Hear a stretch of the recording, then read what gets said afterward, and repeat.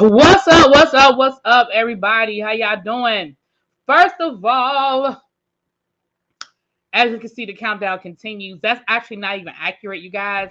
We are actually at 829.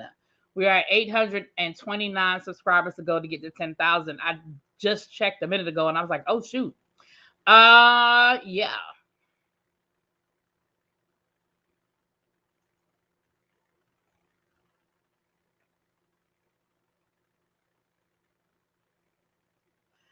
Yep. All right. So today is the last day. I got a new member. Oh shoot, it was on the last live. Daggone it. I'm sorry. Well, thank you to all those who became members. I had a new member join that but it's not on the screen now. Hold on, I can look and see who it is. But today is the last day for you to be eligible for the 12 days of Christmas. I need a little more. Boom. Today is the last day for you to be eligible for the 12 days of Christmas.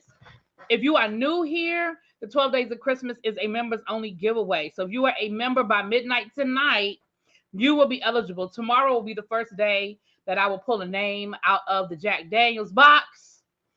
And the vendor for tomorrow is ReallyBTV's candles. So the winner tomorrow will be winning a ReallyBTV candle. I will put her link and everything in the chat tomorrow so you guys can go and support her.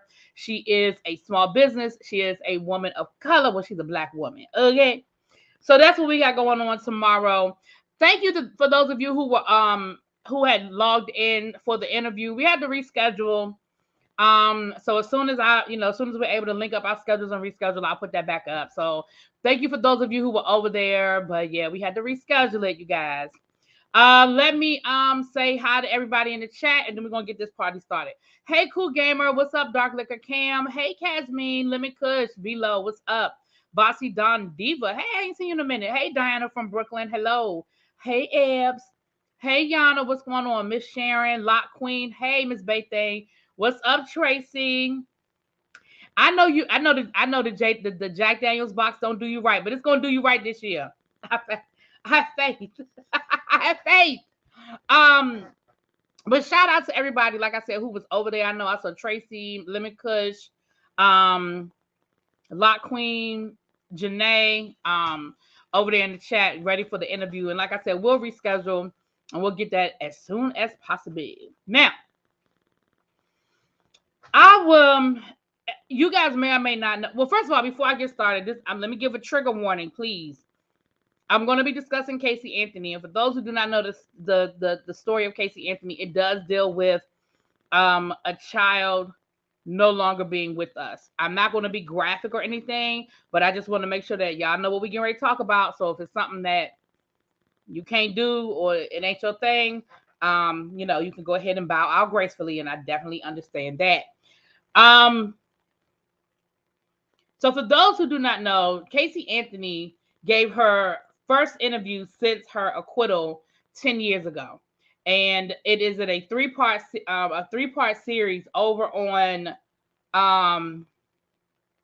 Peacock, over onto the Peacock. And I watched part 1 and part 2, so we'll finish up part 3 maybe next week. Well, actually, maybe this weekend, because I feel like I'm gonna probably watch part 3 tomorrow.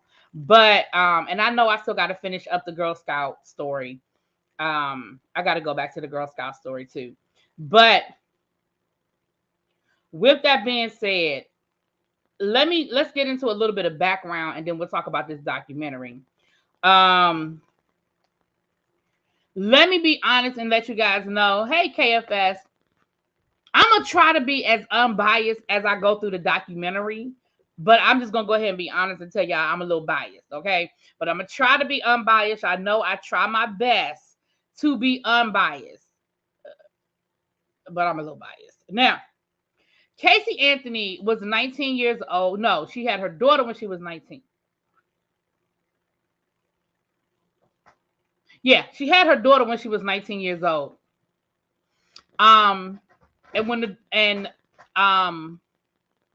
I believe when her daughter was 3, her daughter came up missing. Her daughter had been missing for 31 days before she told anybody that the daughter was missing, and they called the at that point in time they called the authorities, and that's where the ball gets rolling. Now, like I said, up until this point, she has not told her story. This is the first time that she has told her story, because she was actually acquitted.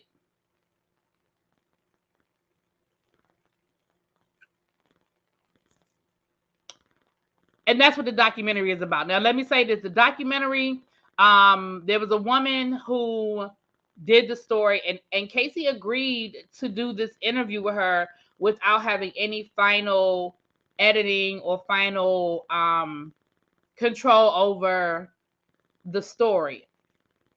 I'm gonna be honest with y'all, I'll tell y'all I don't necessarily believe that, but I don't necessarily believe that Casey Anthony didn't have any input on how this story came out. I just don't. I don't know if I necessarily believe that. And only reason why I say I don't necessarily believe that is because the way that episode 1 and episode 2 went down. Now, I ain't looked at episode 3 yet, but the way episode 1 and episode 2 went down, it's clear that the people producing this documentary are very sympathetic to her story. That's my opinion. And again, I have not watched part 3 yet, but part 1 and as I go through, I'm gonna tell you why I feel like there is some bias there. Because I've listened to other information on this case. So if I were walking into this case and didn't know anything other than what they're telling me, but I know a little bit more. Okay.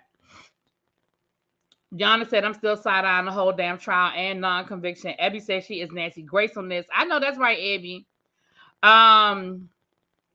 Casey's lawyer must have went to the school of Johnny Cochran. Oh, he did. So was George Zimmerman. Casey did. Ooh. I don't understand why she's talking. She just couldn't be happy getting away with it. Just sit down and shut up. That's what I don't understand. Like, you've been quiet for 10 years. Let's be clear. For all intents and purposes, most of America has forgotten about you, ma'am. I know I had. Not in a good or bad way. Just, okay, you got away with it. Like, you ain't the first person.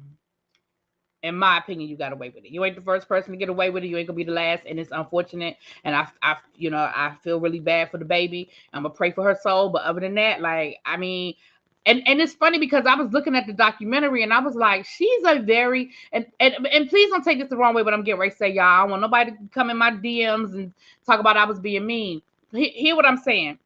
She is a very plain looking white woman, and what I mean by that is there's nothing. If I could have been sitting next to Casey Anthony on the plane, and I wouldn't know it was Casey Anthony. Like, it's nothing about her that would make me be like. So I say all that to say, in most places, girl, you probably blend in. In most places, maybe outside of, because it was such a triggering case in Florida, there's probably people that maybe still remember you, and if they saw you at the grocery store or something, they'd be like, that's Casey Anthony. But girl, I could have been sitting next to you on a 10-hour flight and wouldn't know it was you. Y'all know what I'm saying? But anyway, we're gonna get into it. Let me go to my notes. Y'all know I'm gonna go to my notes because again, I'm telling y'all now that I am biased. I'm gonna try not to be.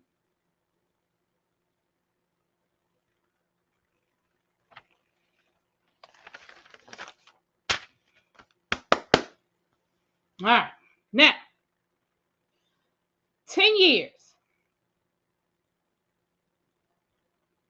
She said that the reason why she is doing this is because she wants to tell the world what she went through. She wants to share her story from her point of view. She has no relationship with her biological family at this time, but that becomes very evident as you go through the documentary. Like, you wouldn't expect her to have a relationship with her family at this point. And she currently works for her lawyer, her defense lawyer. She actually works for him and works in his law office. That's how she earns a living. She says that she deals with severe social anxiety since the resolution of the case. But I want to show y'all. And listen, I'm giving y'all listen. Don't nobody jump on me. Don't nobody jump on me. But I want to show y'all something. Let me see if I can go scroll back down to it, child. That's Casey Anthony right there. Partying at the club like this week. Now, I know that people who have anxiety, it doesn't mean that they're always anxious. I know that people can take medicine. I know that people can go to therapy. I understand all of that. But I just need to point out the fact that, child, damn it. I just need to point out the fact that that is her partying at the club. Again, I'm not saying that doesn't mean she doesn't have anxiety. I'm just bringing that to y'all's attention. That's all I'm saying. You know what, Dark Liquor Cam? Ryan Murphy would have done the hell out of this story. Oh my God. You know what? Oh, Ryan Murphy should do this.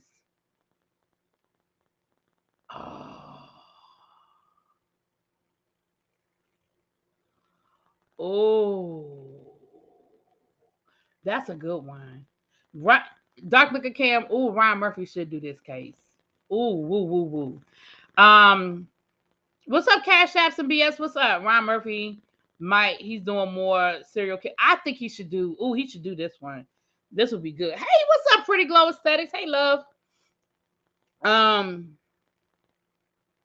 The way she knew all the terms for explaining her abuse, but not filing charges against her dad doesn't seem right to me. She's either seeing a counselor or researching the language around abuse. The issue with Casey going to be the club now after saying she has social anxiety is the same thing she was doing where her child was missing and not reporting it to the police. Yeah. And again, y'all, let me be honest and let me be clear. I know that just because somebody has anxiety doesn't mean they can't ever go out the house. Like, I know that.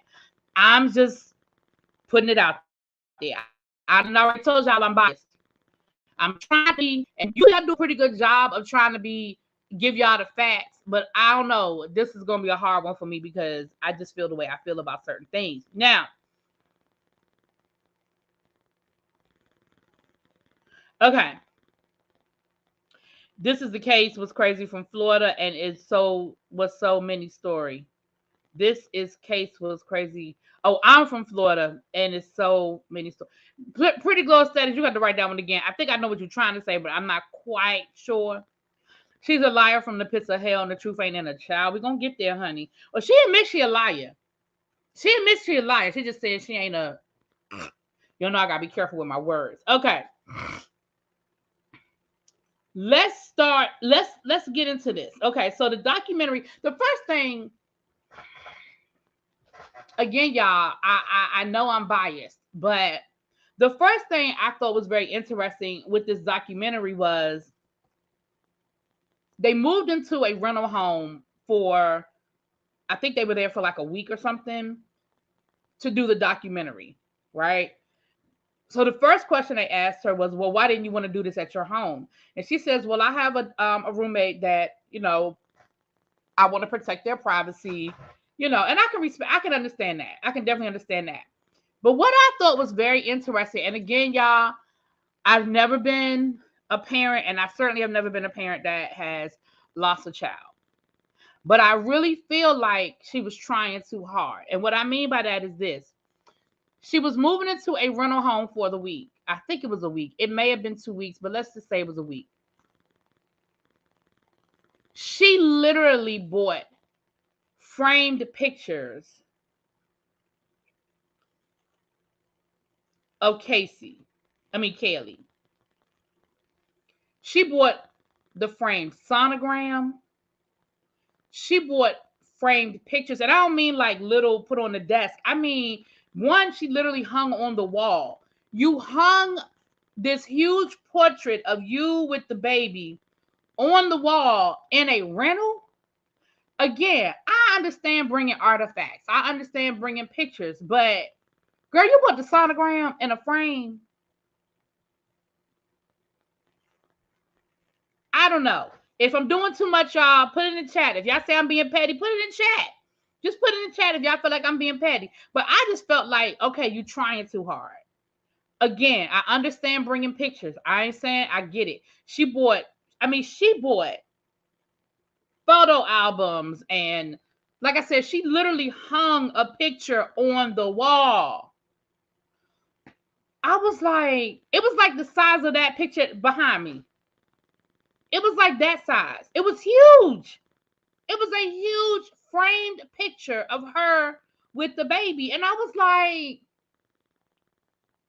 girl, who is hanging pictures on a rental that they only going to be in for a week? Maybe 2 weeks.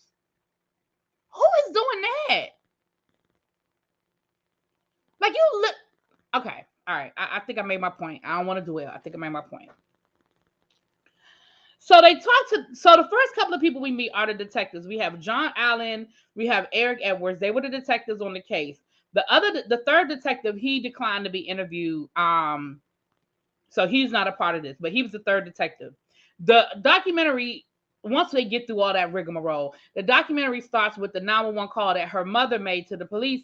And you can hear the irritation in her mother's voice when she called the police. Her mother is like, my granddaughter has been missing for 30 days. 31 days. Her mother's just telling us now. Like, you can hear the irritation in the voice. So the 911 operator is like, well, let me talk to your daughter. So Casey gets on the phone, and Casey's like, yeah, my daughter's been missing for 31 days.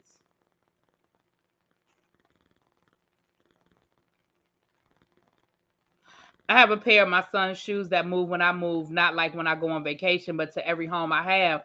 I don't have pics up though. That seems like a lot.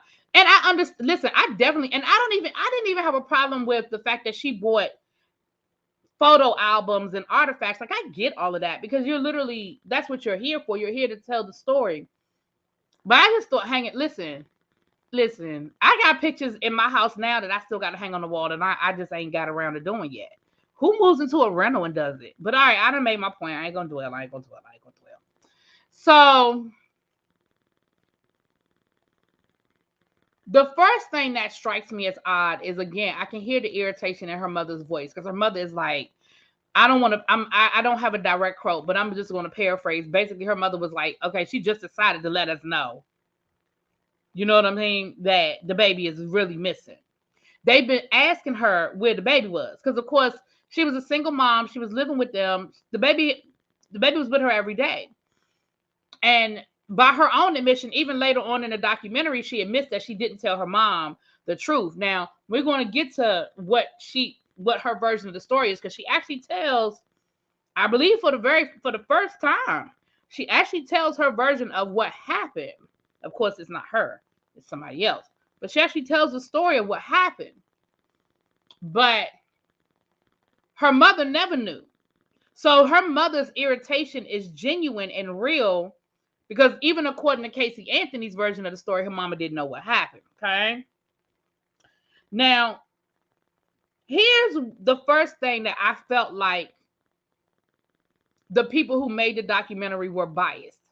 Because I listened to, I don't know if you guys, I listened to Crime Weekly. It's on YouTube. They have a podcast too, but you can go to their YouTube channel. They did like a 5-part series on Casey Anthony. If you're interested to know the story and y'all don't really know a lot about Casey Anthony, go listen to their podcast.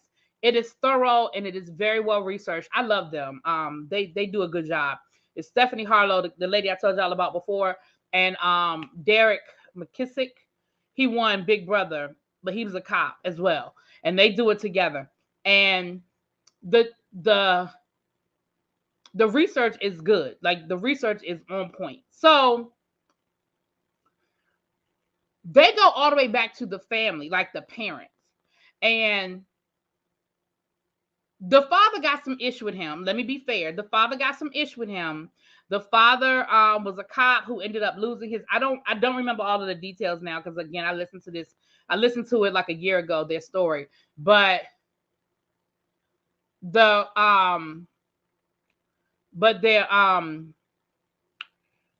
father got some issue with him. He was a cop, and again, I don't remember how he lost his job, but he lost his job behind him doing some old dumb stuff. They ended up moving to Orlando, where he worked for another company, but he never really held on to a job for long. You know, the daddy had some issue with him. The daddy tried to be one of them entrepreneurs who basically lost the family's money. According to Casey, he stole like $60,000 from the mom. out of the 401k, stole the money. Now, again, I'm not going to get technical, but he can't just steal the money out of the 401k. The mama got to sign some paperwork, but that ain't my business. I ain't going down that road. But the reason why I say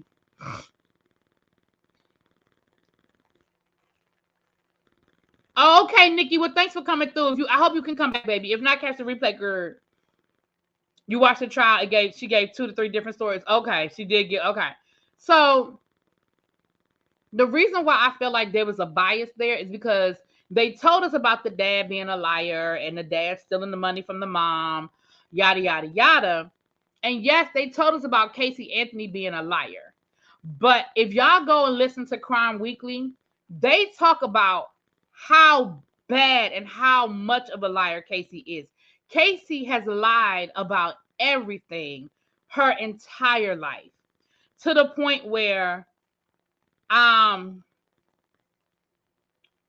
exactly, Abby, exactly, to the point where I think I told y'all this before. She lied about graduating from high school. She had her mama, her daddy, her grandparents, her whole family. She had people come in from out of town for her graduation ceremony. She lied up until, even when the school called the house, her parents, she was like, oh, it's just a typo. It's not true. I am graduating. Like, like I said, I don't have all the details in front of me because I listened to this about a year ago, but like, she lied. Like, I think of Ron Johnson on A Different World. Like, she lied to the point where the day of graduation, she let them show up to her graduation. And then she was just like, finally, like, her name wasn't on the like, she lied until she just couldn't. And to the point where the parents had to, like, basically try to cover for her because they didn't have a graduation party for her, like, everything, right? So when it first came up that the young lady, the baby was missing, and they finally called the police. And I'm saying all that to say that I feel like they made a big deal to let us know how much of a liar the father was and how deceitful the father was. And yeah, they told us about Casey's lies, but I don't think they made it seem like, oh, well, she lied about this because her back was against the wall or something. No. Casey, like, they talk about the fact that Casey was just lied. Like, as a kid, she just lied about everything. She was just a liar. And she always lied to her parents, and she was a liar child. She was terrible. But let me tell y'all what she did. Just let y'all know how bad of a liar she was. So she told the police that the last time she saw her daughter, she said that the nanny had the daughter. That the last time she saw her daughter, that she dropped her daughter off at the nanny's house. She even told the police where the apartment was. The police showed up to the apartment complex. And not only was there no lady there, the Latino woman, y'all know, she done put it on a Latino woman. Not only was there no Latino woman there, the apartment that she told the police that she dropped the baby off that belonged to her nanny was empty. Nobody was even living in that building. Not only did she tell the police about that apartment, she said, oh, well, if she's not at the apartment, then she's at her mother's house. Oh, well, if she's not at her mother's house, then she's at her daughter's house. You took the police to 3 different locations where they didn't know this woman, never heard of this woman before. Come to find out, and this they did not say in the documentary, and that's the reason, and that's another reason why I was like, see, y'all are trying to downplay how bad of a lie it was. On top of the fact that there was no woman, I think her name was like Zanaya or something like that. On top of the fact that there was no Zanaya at any of those 3 addresses, and the one apartment where you said that's where you dropped your daughter off, and that was her nanny. Oh, that's what I'm gonna get to that in a second, Xavier. That was her nanny. Come to find out, there never was a nanny. This woman was a lie. You invented the whole person. She never existed. And it wasn't just a lie that you were telling the police. You had been lying to your parents for months. For months. That you had this woman that was babysitting your daughter for you while you went to work every day. So it wasn't just a lie you made up to tell the police because you were like, oh my gosh, I got to make up a lie to tell the police. You had made this woman up and you had been lying to your parents for months about this woman. And they didn't say that in the documentary. And that's why I was like, okay, see, y'all playing with us. Because I think that's important to bring up the fact that not only did they lie to the police that day, but Monique, we're going to get to the daddy. Oh, we're going to get to the daddy. But you have been lying about having a nanny the whole time. So then the police were like, well, where do you work? She said, I work at Universal Studios. Okay, well, let's go down to your job. Casey Anthony. Y'all, this is how you know somebody is pathological. Casey Anthony took the police down to to Universal Studios. She said she worked in HR. She walked into that damn human resources building. She waved at people. Hey, girl.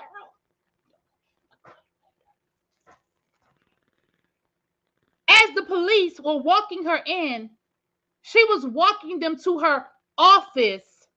She's waving to people as she goes in the office like, hey, how y'all doing? She gets off the elevator.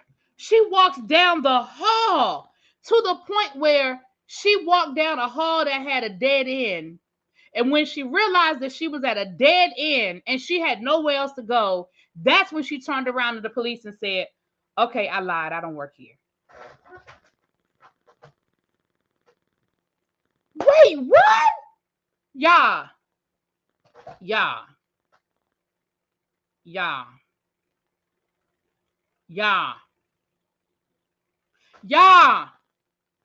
She went. She spoke to people. She spoke to people. She was walking her happy ass down that hallway. The police said it wasn't until she realized that she was on a dead end hallway. And then she turned around and said to the police, okay, I lied. I don't work here. Girl. And the police, you can hear the police in the interrogation tape. The police said, now, don't you realize that we could have, is this the best use of our resources right now? Like, you lying to us about your job? Is this the best use of our resources? Like, we really could be out there looking for your daughter, but you got us running around Universal Studios. Like, ma'am, what the hell? Exactly, Cali girl. Right. The problem was the name she used was an actual person's name. It just wasn't her nanny.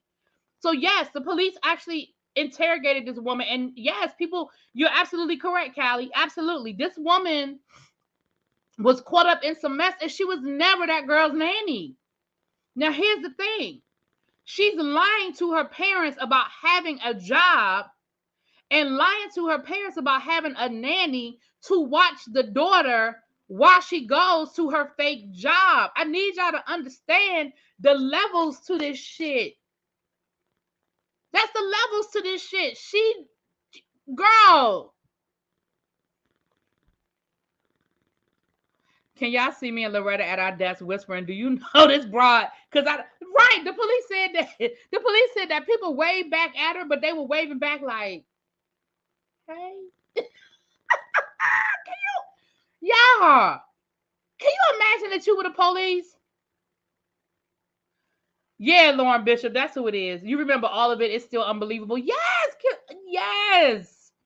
Yeah. So, and I'm laughing, but I'm not laughing. Like, y'all know I don't find none of this funny. But when you're listening to the loop, and that's why I say that if you have not listened to if you haven't done any research or listened to any other resources and you're listening to this, they talk about the fact that she lied about her job. They talk about the fact that the nanny was, but they don't talk about the fact that she made all of that up. Like, this woman was never her nanny because you didn't even have a job, girl, because you were lying to your parents about having a job. Now, I don't know what she was doing for money, but she was lying about even having a damn job. And then she said, well, I never told complete lies. I mean, I did work at Universal. I worked at Universal for many years. I just wasn't working at Universal then. Girl, what?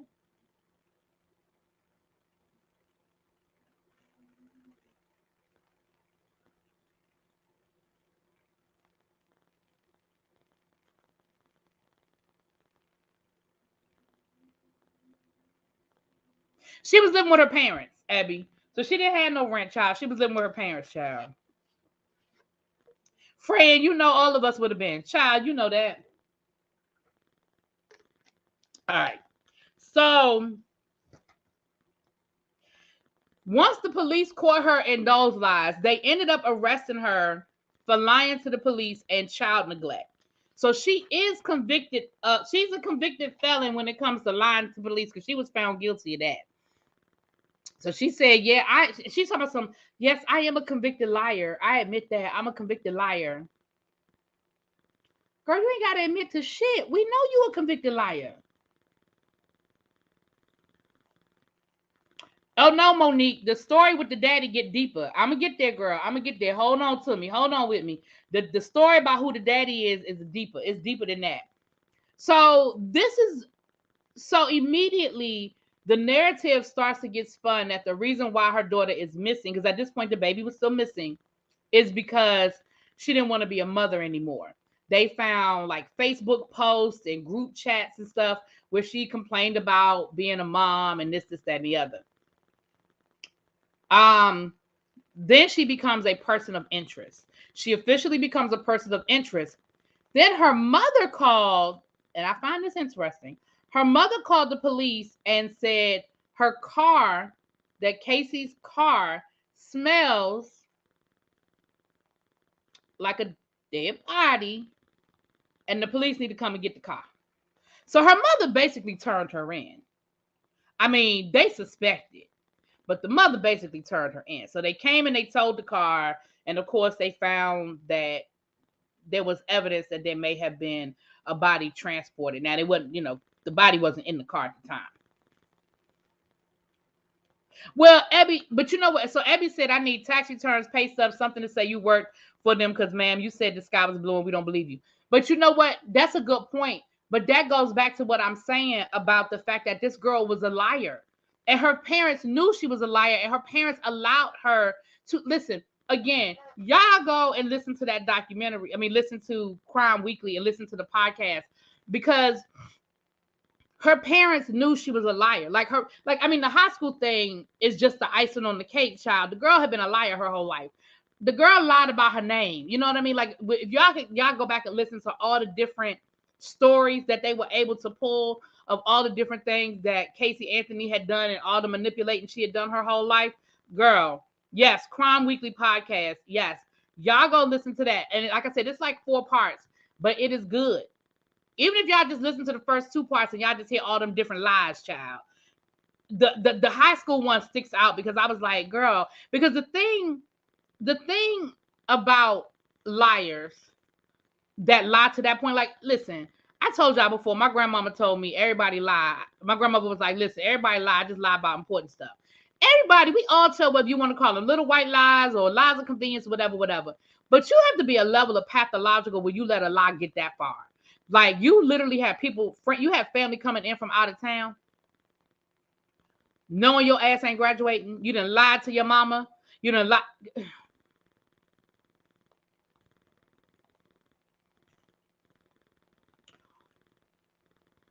You done took the police down to Universal Studios and walked them into the damn building, and you are literally just walking. Like, how long was you gonna walk around looking for an office?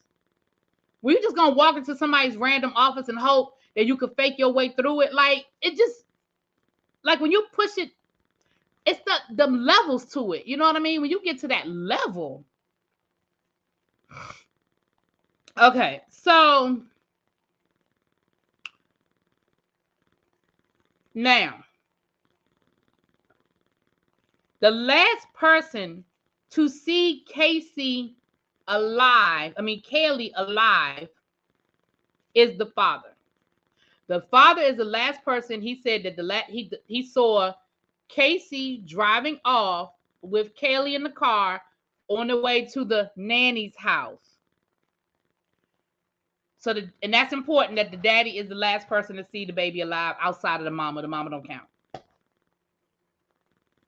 I lied when I told Sis Marie that I like that ugly hat she had on. Right, we all tell little lies.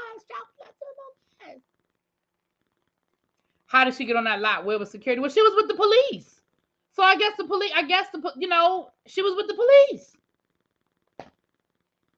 When her mother smelled the odor in the car, you saw the anger in her face. At that point, nothing Casey said was believed by her. She knew then that child was gone. Child. So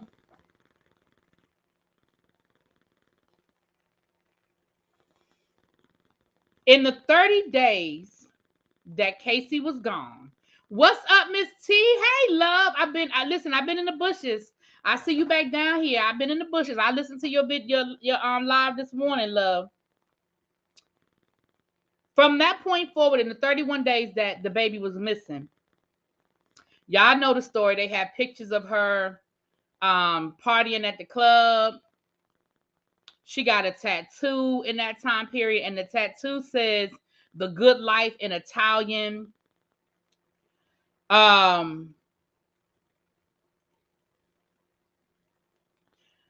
She was with a guy by the name of Tony Lazzaro at the time. Now, Tony declined to be interviewed for the documentary, but according to her, she said people thought I was out partying because they got pictures of me at the club, but I wasn't partying. I was working because Tony was a club promoter and I was working for him, helping him with his business. She actually moved in with Tony. She said out of the 31 days, that 31 window where the baby was missing, she actually was staying with him. She said, I stayed with him about 3 weeks out of that month. But again, I don't think people care whether you were working or not. Your daughter was missing. According to you, ma'am, the nanny had your daughter and wouldn't give your daughter back. According to you, your first lie. And you out helping your boyfriend promote at the club? Girl.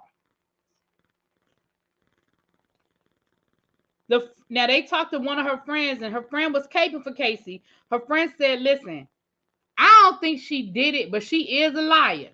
She said, now the girl is a liar. The girl is pathological. She said the girl will lie about the sun coming up, but I don't think she did nothing to her baby. I said, okay. Also, in this 31 day time period, she stole a friend's checkbook. And this was back in the day where people still wrote checks. She stole a friend of hers checkbook and basically went on shopping spree.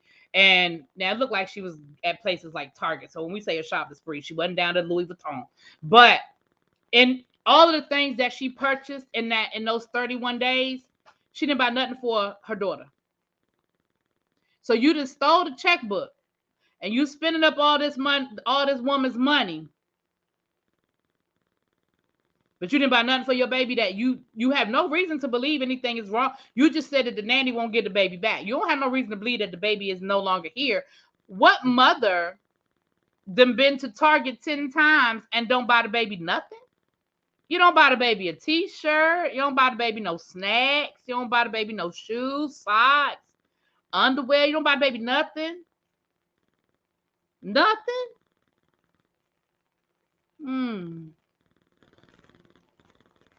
Monique, I watched part 1 and part 2. Yes, it was brought up in court. How much they dwelled on all of this, I can't say. Now, some of this probably wasn't brought up in court because some things they can't bring up in court. You know, certain things, if it's outside of the scope, like her stealing the lady's checkbook may or may not have been brought up in court because that's outside of the scope. I mean, if you're a good attorney, you will argue that that don't have nothing to do with this. You know, why does that matter? You know what I mean? That kind of stuff. Now, here's where we start getting into the family dynamic. According to Casey, her dad was a liar and a cheater. She said that the daddy, that their whole family life was a facade, that the people on the outside, they look like the perfect family, mother, father, little boy, little girl. They were middle class, upper middle class. They had, you know, from the outside looking in, they were the perfect family. She said, but on the inside, they were never that. She said that her father cheated on the mama. I already told y'all that she said the daddy couldn't keep a job, and that the mother basically, mother was a nurse, and that the mother basically have to work 12-hour days to be able to pay the bills, to be able to keep up this life, right? Said that the daddy stole $60,000 out the mama 401k now retirement. Now again, I don't want to get technical into all of that, but last I checked, you needed signatures, but don't make me go down that road. Because she said that she did it, the mama didn't know that the daddy did it. Now I don't know how the daddy did it without the mama knowing. But again, I ain't going down that road, child. I don't have the energy for that part today. But here's where it gets. She said that her daddy R-word her. She said up until she was 12 years old, her father would come into her room and her father would R-word her. She said once she turned 12, daddy didn't want her no more. She said then the brother started coming in her room, and that the brother never R-word her, but he did molest her. And this is what she said. And again, I ain't telling that woman what she did, what happened. I ain't telling that woman that. Now she said that the reason why she lied and the reason why she was the way she was back then is because she was dealing with her trauma. She said she was dealing with I'm sorry.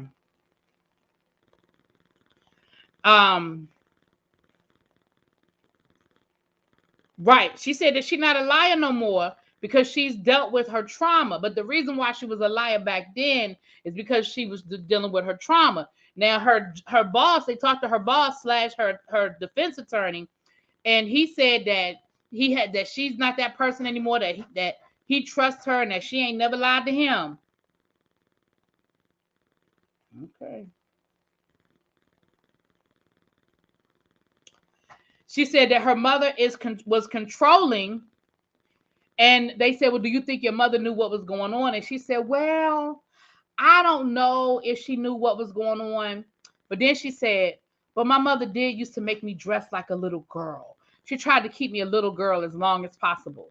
And so I feel like you were insinuating that your mama knew what your daddy was doing since you said that basically once you became an adolescent, your daddy didn't want you no more. So you were saying your mother tried to make you dress like a little girl for as long as possible. I feel like you insinuating that not only are you insinuating that your mama knew, but you're insinuating that your mother was grooming you for your father.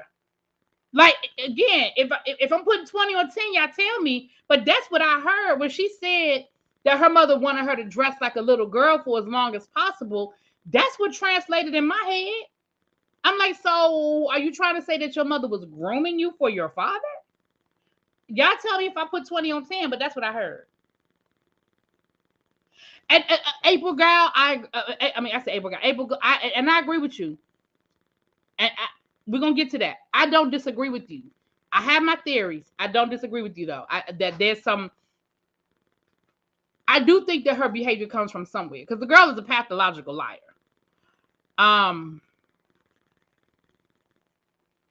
Thank you, Abby. That's what I thought. That's how I read that. That's how I heard what she said. I heard that. Okay. Now, here's the next big lie. The woman told about 20 stories about who the daddy was of Casey Anthony. First, she blamed it on the boy that she was dating at the time. I ain't write his name down because he wasn't that major. She said that she had just started dating him when she got pregnant. So basically, she said he could have been the daddy. So she made him the daddy. He must have felt like he wanted the daddy, because as soon as the baby got here, he got a DNA test and a paternity test and found out he wanted the daddy. So then she blamed it on somebody else, an ex-boyfriend, somebody that she used to date, who said who had moved away. She said, oh, well, he was in town for the weekend. We sort of hooked up and it sort of happened. He got a DNA test. They found out he wanted the daddy. So now the story is, and again, I don't want to sound like I'm making light of trauma, but this version of the story was that this is on Peacock, Fedora. This is on Peacock. She said that she was R-word at a party. She said she got drugged at a party, and when she woke up, her pants were off, her shirt was pulled up, and basically 6 weeks later, she found out she was pregnant.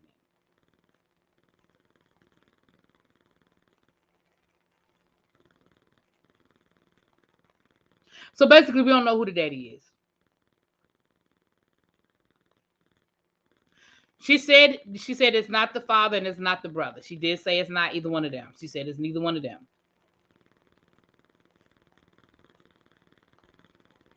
So that's where part 1 ends.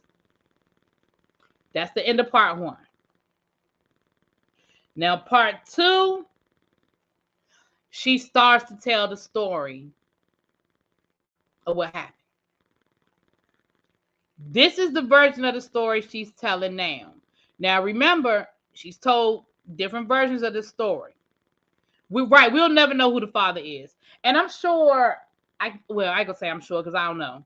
Not sure how the documentary timeline was, but she put it in the parents. She put it on the parents after they found the child. Yeah, we're going to get to that, Callie girl. You jumping ahead of me. We're going to get there. So the story in the beginning of the documentary that she tells is this.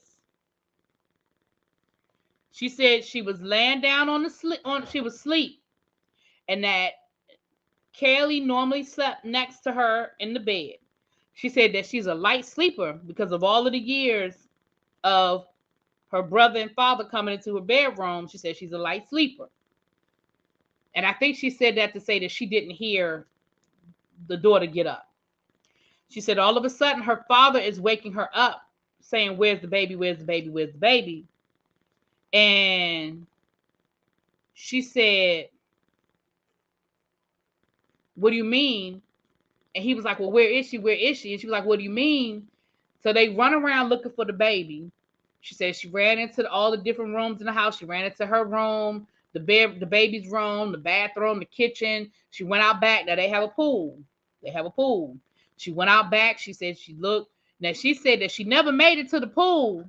She looked in the girl had like a little playhouse out there and everything. She said she turned around to go to the pool, and her daddy was holding the baby, and that the baby was soaking wet. Now she said that her father said to her, everything's gonna be okay, and he walked off with the baby. And she said she never saw the baby again. She said that the reason why she didn't go to the police is because her father told her not to. Her father told her that the baby was okay. She said, I never had any reason to believe that the baby wasn't still alive, because he told me that the baby was okay, and that, to just do what he told me to do. And what he told me to do was to be quiet, was to hush. And so because of my trauma, and I've always done what my father told me to do, I was just quiet. I did what he told me to do. Now, I'm not clear that if he told her to come up with that nanny story, but remember I told y'all that she was lying to her parents about having the nanny. Her parents thought that she really had this babysitter. So I don't know if the father said, hey, tell everybody that the nanny got the baby, or if she came up with that on her own.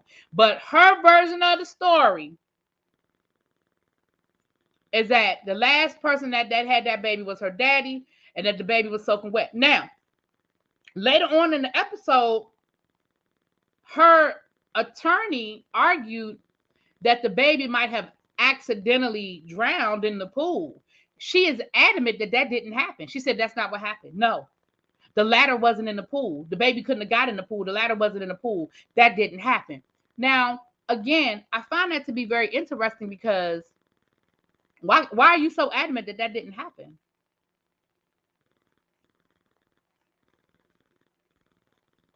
Like why were you, if you weren't there and you didn't, if the baby was soaking wet and your father was, let's just say we believe this story for a minute. Let's just say we're gonna go along with that story for a minute.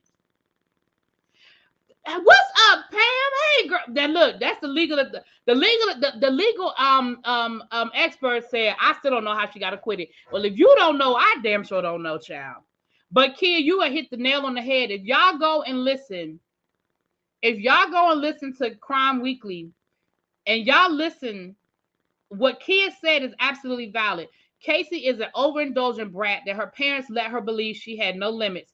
She's never being held accountable, which includes the truth isn't something she does.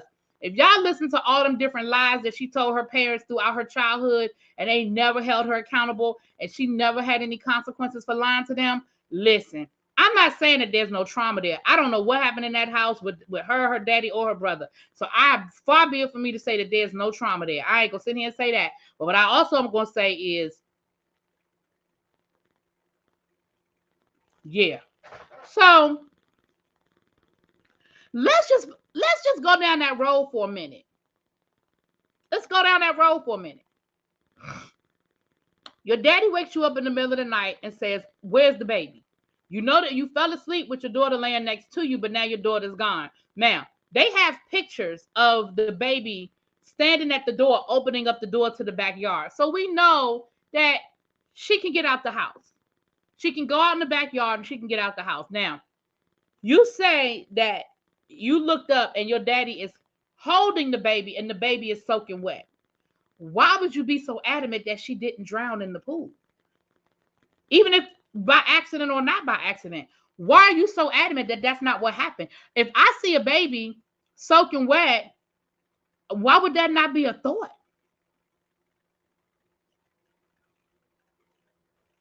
You know what I'm saying? But okay. All right then. Whatever. So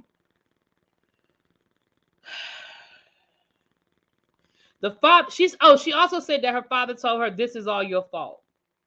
Again, is he saying it's your fault because you fell asleep and the baby got out? Like, why is he saying it's your fault, ma'am? Why is the daddy saying this is all your fault? Like, I need some clarity on why your daddy is blaming you. I need a little clarity on that. I always thought that's why she was acquitted, because Baez came up with a scenario that the baby drowned and the parents covered it up.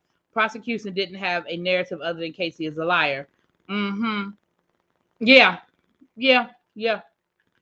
It does sound like, because if you listen to the end of part 2, they start going through all the different evidence, and you can see where her defense team was able to debunk a lot of the evidence. Again, that's what they're supposed to do. But the prosecution was supposed to be able to be like, But you can see where they were going through a lot of the evidence.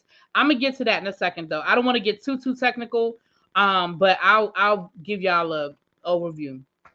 I want to go through my notes and then. Okay, so she said the father took Okay, so she was in jail waiting for her trial for 3 years. While she was in jail, she struck up a friendship with someone who was in jail with her. A young lady in jail with her, and they started exchanging letters. And in the letters, she started talking about the abuse. Now, according to her, she had never talked to anybody about this abuse before. She never admitted to being abused before, but she started talking about it there. She started talking about her abuse there. She said,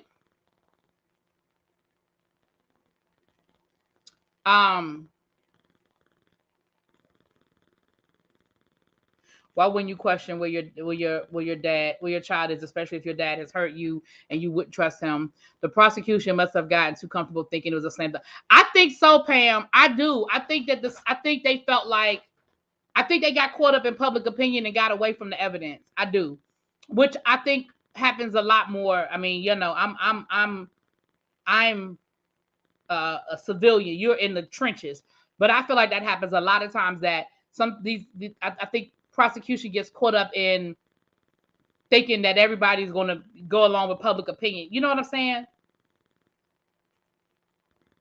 Right. And all he had to do was to create some sort of just reasonable doubt. Like he had to give us some reasonable doubt, child.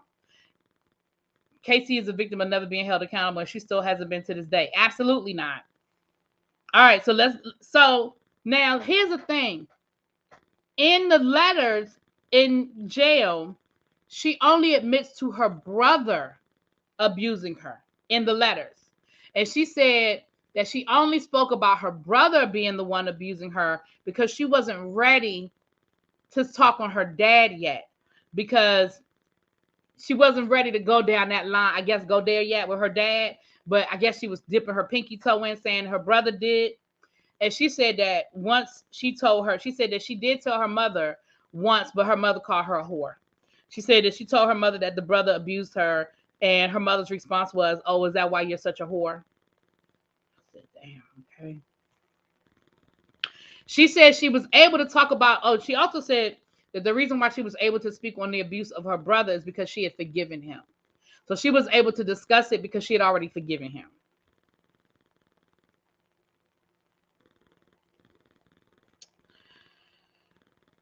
She said,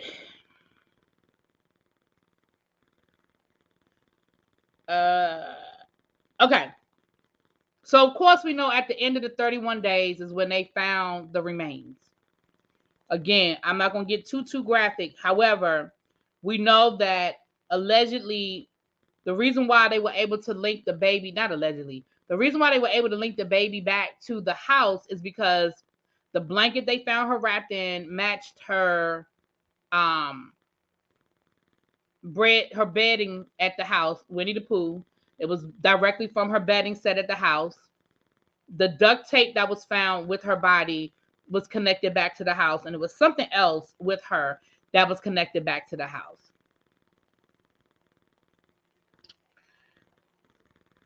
Now, from that point forward,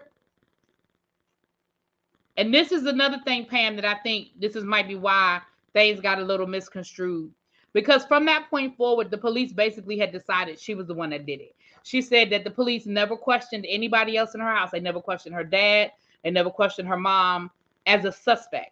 As a suspect. They were able to link the baby, back to that house. But her thing was, it was 2 other people living in the house other than me. They were never considered suspects, just me. So I think that's another way that her defense was able to sort of get in, because they never, the laundry bag. Thank you, Thunder Before Lightning. Thank you, the laundry bag too.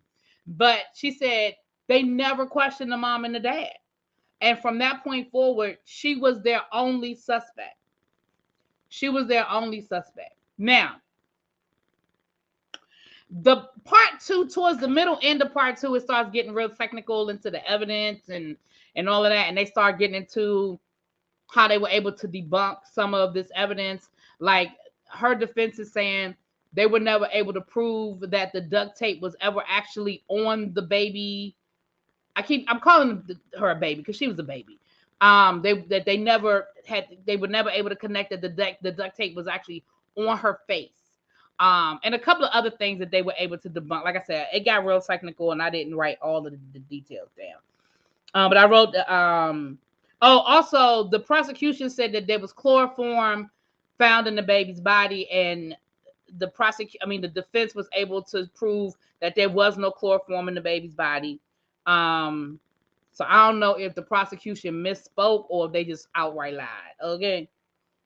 That's definitely a mistake to focus on one person and not eliminate other suspects. People have gotten convictions overturned for that same mistake. Exactly. And that's what I'm saying. I think that goes back to what you were saying a few minutes ago, Pam, that I think that they had made up in their mind who they thought. And again, let's be clear. I mean, she did look guilty, but you can't make it look like you didn't do your due diligence.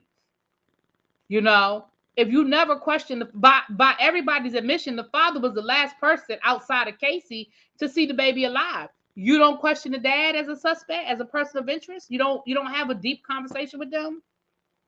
They got caught up watching Nancy Grace. Child.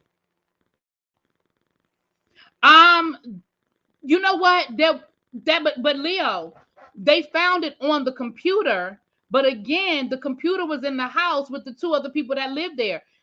They found, okay, so what Leo said is didn't she look up how to do unalive the baby?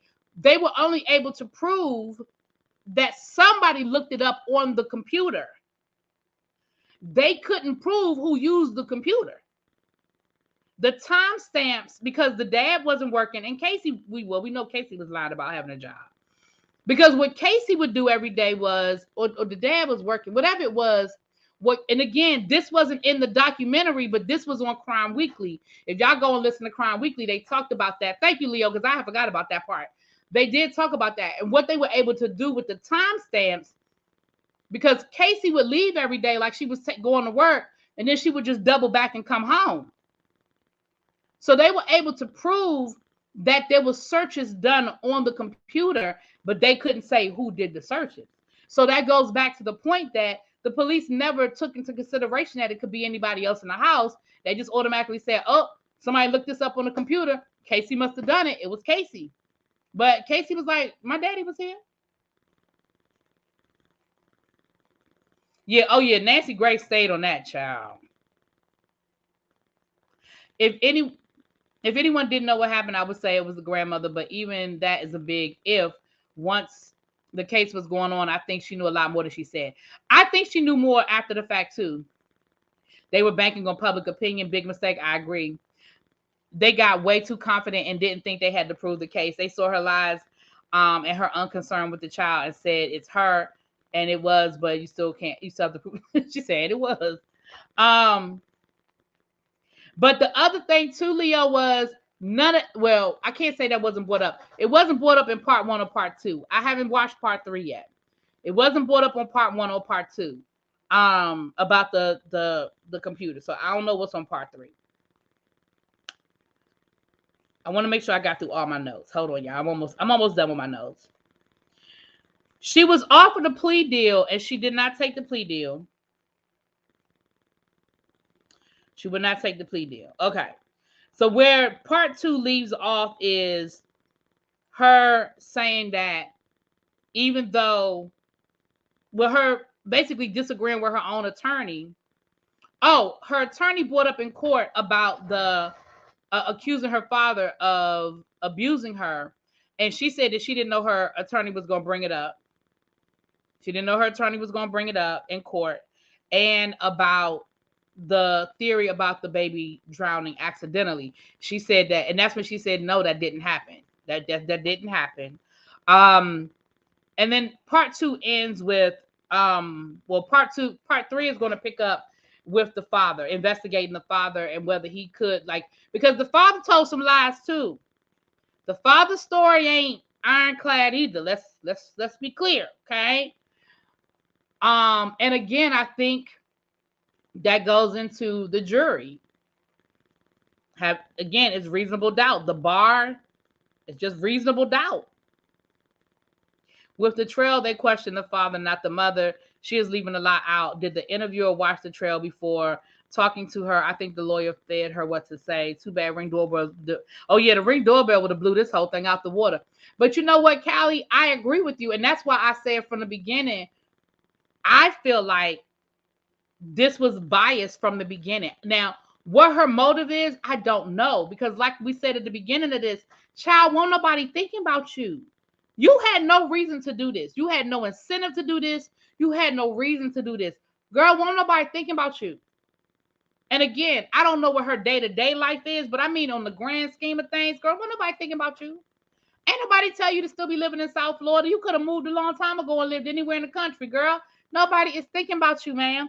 You had no incentive to do this other than your own ego feeling like you needed some attention, because now you have made your face recognizable to everybody again. Because like I said at the beginning of this, Child, you could have been sitting next to me on a 10-hour flight and I wouldn't know who you were. You could have told me your name was Jane Doe and I'd have been like, hey, Jane, girl, I wouldn't have known who you were.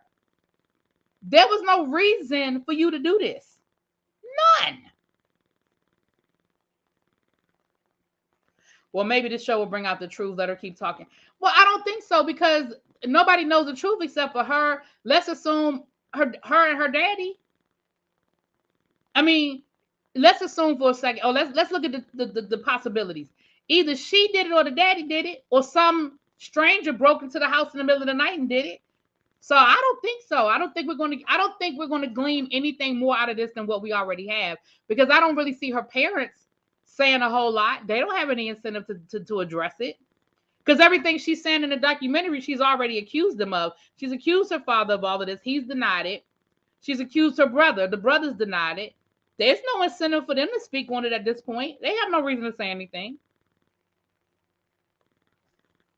And if the father is involved, there's no statute of limitations on involuntarily dying. I'm trying to find a way of saying that. So he really don't need to say nothing, because she wasn't convicted of anything, which means this is still an unsolved case. He don't need to say nothing to make himself a suspect, because there's no statute of limitations. So I don't think we glean anything from this. It was totally unnecessary, and I don't understand why her attorney would have encouraged it. He's participating in it. You know, I don't know. I mean, maybe I'm I don't know. Y'all tell me. I mean, do y'all see any upside to this? Y'all see any reason why do y'all see any reason why this would I mean, I'm not even being funny. I honestly have no idea why this would be going on. Why? Money? Y'all think she got paid to do this? Okay, that's what everybody's saying. Okay. Well, she did say that she doesn't have a relationship with her family, and that basically after her trial, her defense team basically took care of her financially. Well, I ain't gonna say took care of her, helped her financially. I ain't gonna say they took care of her, helped her financially. That's interesting. The girl is certifiable, child. But I'm telling y'all, I said the same thing when it happened. I still don't know how she got away with it. Only reason is money.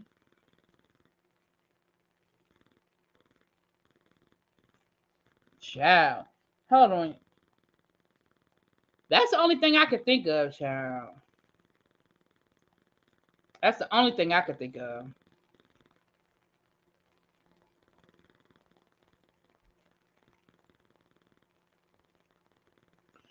I think her dad has some personal issues, but I don't think he had anything to do with it. The documentary is not questioning things that she did and said that can't be explained away.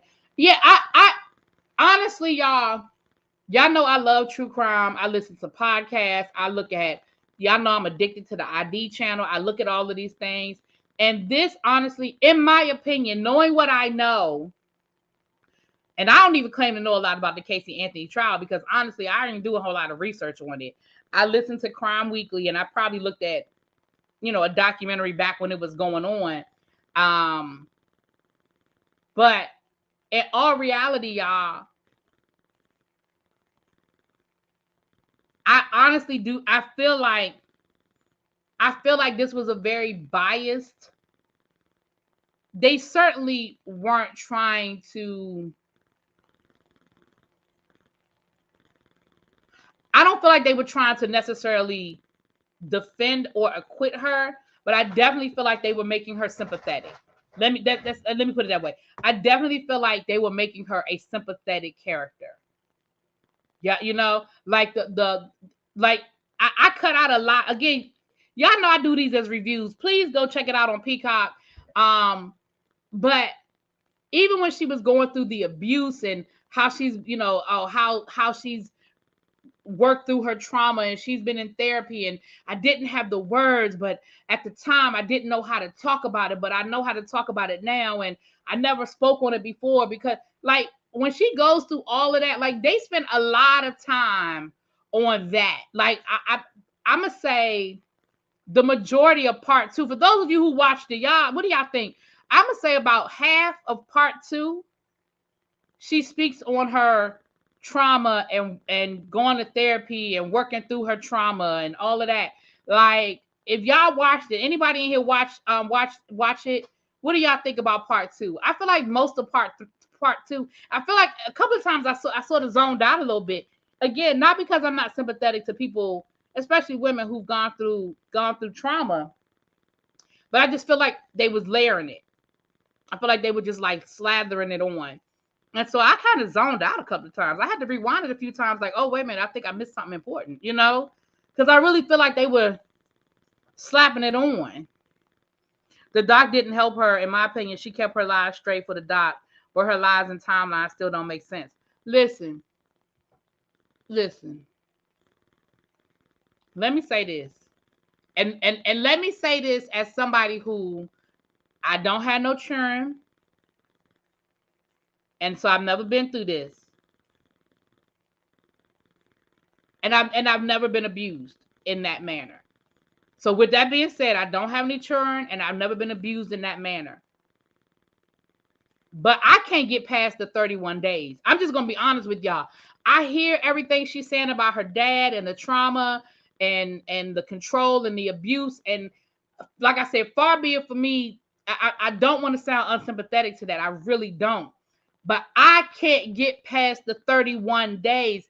And I certainly can't get past the 31 days and you out partying. Because she was saying that she didn't grieve and that, she didn't act like a mother looking for her child. Like, she says, oh, well, all of that was a part of her trauma. All of that, she couldn't get into it. She could because of her trauma. And I'm just like, I can't get past 31 days.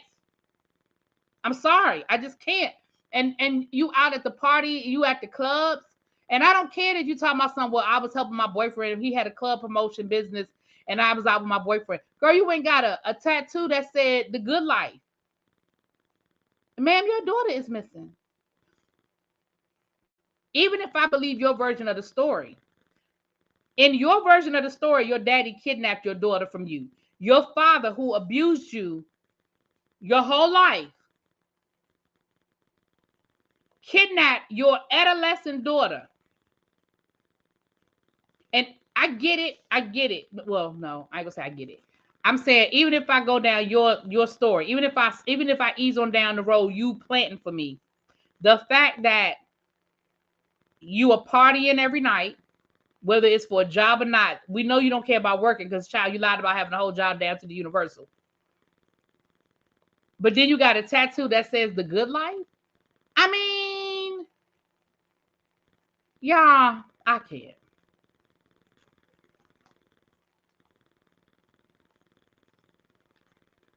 I'm sorry, I can't watch it because I get pissed off again. I will listen to your review though. That heifer ain't getting no dime off of me. How'd you get abused and don't make sure you protect your child? That's what I mean, again, y'all, I ain't sitting here trying to, y'all know I'm really not, again, I don't want to sound unsympathetic. I don't. I really don't, but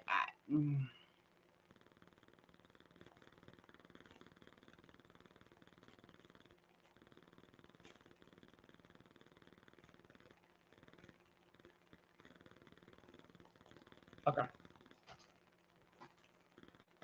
It appears that too many people told too many lies that ultimately it was not possible to convict her beyond a reasonable doubt. But the fact she lived with her parents, with her daughter after the alleged abuse is insane. But the thing is, she didn't want to work. She didn't want to keep a job. Like, again, please, y'all, seriously, if y'all are interested in this story, please go watch Crime Weekly. They have a YouTube channel, or if you go to iTunes, they're on iTunes. Go to their Casey Anthony playlist. Even if you don't listen to all of the episodes, just listen to the first 2. Because the first 2 episodes give you the background. And if y'all could listen to how many lies and the fact that this girl lied her whole life, and the different, like the lies about boyfriends, the lies about job, like that wasn't the first time she lied about a job. She listen, y'all go. I think I'm gonna listen to it again just so I can refresh my memory. I've been listening to the one on Anad Saeed. They did a series on the Nas Saeed. It's like a 7-part series. I'm on like part 6. So I actually been listening to that. But when I finish up that, I'm gonna go back and listen to Casey Anthony again because I don't remember all of the details, but I remember that high school one because I remember thinking about Ron Johnson on A Different World and how he lied to his parents about graduation. But I just remember thinking then I'm like they had a whole party. Her grandmother was there, all kinds of stuff. Thinking about it now, it makes sense. Well, tell me back, why would she do it? I mean, other than the money. If you're not in a coma or been kidnapped, I think you should know where and whom your kids are with. I'm just saying, girl. The state was lazy and careless with this case. They may have been because they may have just been so arrogant, like you said, and just got complacent thinking that people were going to be like, oh, yeah, we believe this.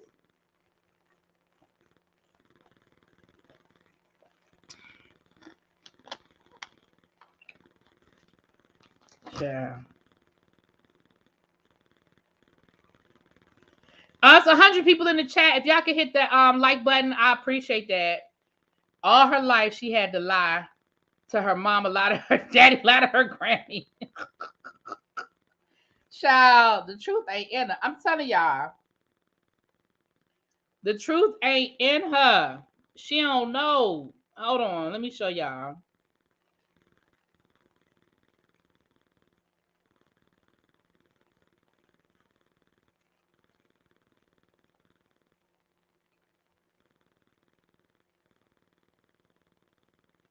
That's Crime Weekly. That's what it looks like.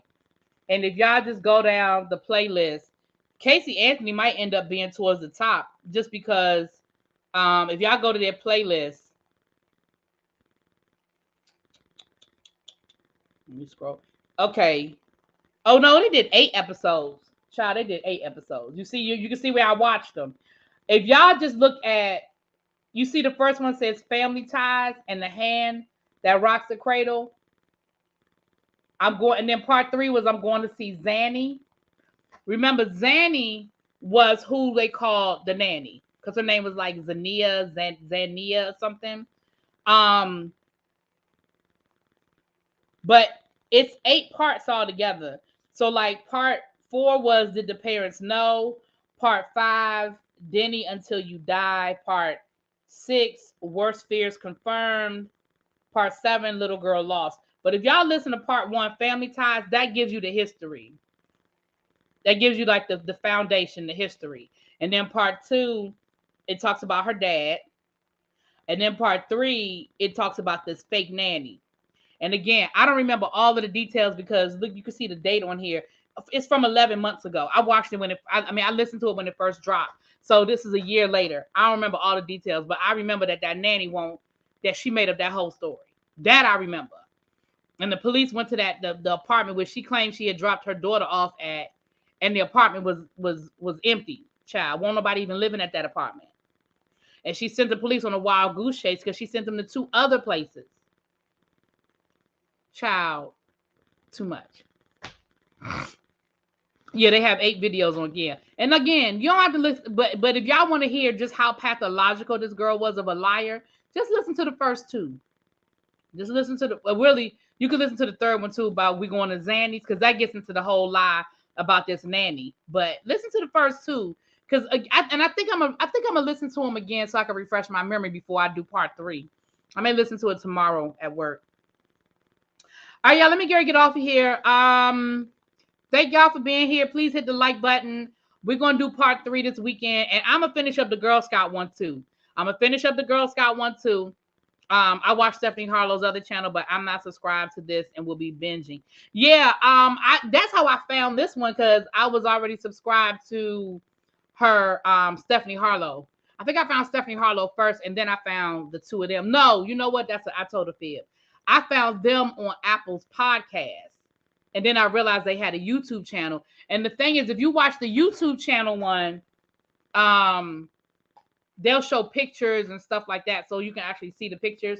But, but it's all the same thing. Just the one on YouTube has the pictures and stuff. And then they're doing one right now on the Nas Saeed. So, all right, y'all, let me get off of here. I will talk to y'all later. Peace.